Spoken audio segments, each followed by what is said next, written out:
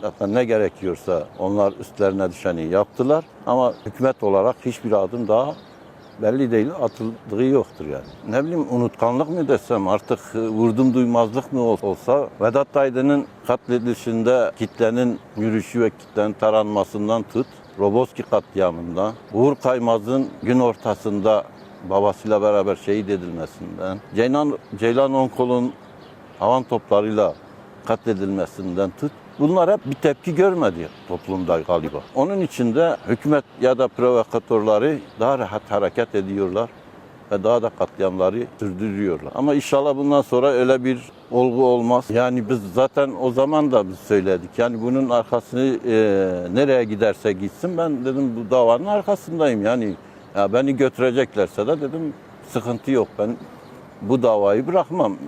Yani şu anda istinaftaydı dava ama işte önemli olan gerçek faillere ulaşmak, o da maalesef mümkün görünmüyor. Eğer gerçekten bir barış süreci olacaksa Türkiye Cumhuriyeti'nin hükümeti bugün oturup bu halktan bir özür dilemesi lazım. Bir. İkincisi bu faili meçhuller nerede